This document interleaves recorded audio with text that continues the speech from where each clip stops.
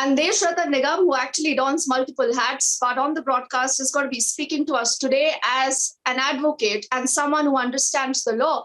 Mr. Nigam, thank you so much for speaking to us on Republic. What really, in your understanding, should be now the way ahead? I think these have been some very important words that have come in from the Delhi High Court today, Mr. Nigam, where the court says that the Indian society is becoming homogeneous. Traditional barriers of religion, it says, are slowly dissipating. Do you believe that we as a country are ready for the UCC? In fact, I think we are late. This observation by the court also, signifies the fact that time has already come. And when the country has uniform criminal code, everybody is subjected to the same criminal law. Why not on the civil law? That is very important because personal relationships, marriage, divorce, and succession, inheritance, all this is to be uniform so that nobody suffers. And in many laws, women don't have equal rights as men. So this is time that one has to be very, very careful and also implement it. We require united and integrated India, and implementation of uniform civil code will go a long way in uniting and integrating. Already has, some of the Muslim countries have for personal laws, even Turkey has, even to some extent Pakistan also has, uniformity in its personal laws. In India, it is about politics, and certain political parties have been able to, somehow oppose uniform civil code in the name of minority appeasement and so many other things, and treating minorities as vote banks. I think the time of that has gone now, and this is the right and opportune time to implement it, and a push has been given by the court, and all political parties, I believe, will be able to come on the same page.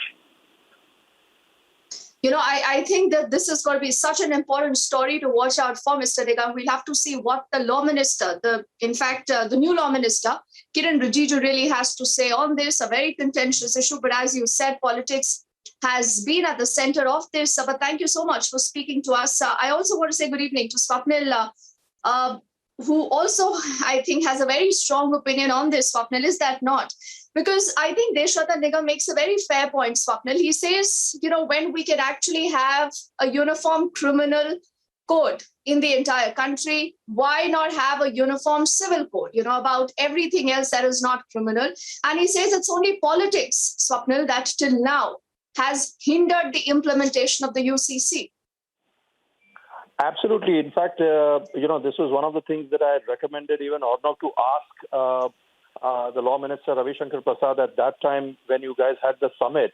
And, this was one of the very vexed questions that Mr. Prasad was also answering or seeking to answer at that time.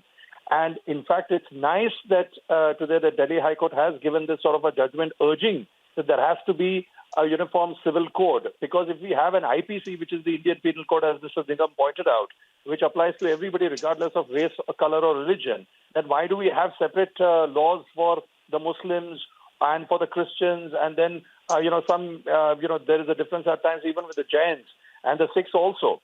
So the thing is that one has to ensure that rise above the politics and go for the uniform civil code, because that is one of the directive principles of state policy. So when the Constitution was framed, at that time itself, this was something which Dr. Ambedkar had recommended that he was a visionary. He looked at far ahead in the future, that if India had to remain united and be one and not be susceptible to the Tukade gang and the Sharjil Imams and the several issues that have taken place, the JNU, all of those things which will take place or continue to take place, uniform civil code will go a long way in trying to arrest this. And in fact, the former Supreme Court Chief Justice, Mr. Sharad Bobde, when he had visited Goa to give a lecture, he saw is that people of different religions were working together. So he said this is uniform civil code at its best. So why not have it across the country, Deepti? So this is something which is so very important. I remember that, Swapnil. I think, you've put that out very well. The Delhi High Court, Swapnil, has also said, mentioning Article 44, that this cannot be a mere hope. And time has come to implement the Uniform Civil Code. Uniform principle of marriage, of divorce, succession must be common to all. We are tracking that story, Swapnil. Thank you so much for your perspective on how you look at that very important observation that has come in from the Delhi High Court.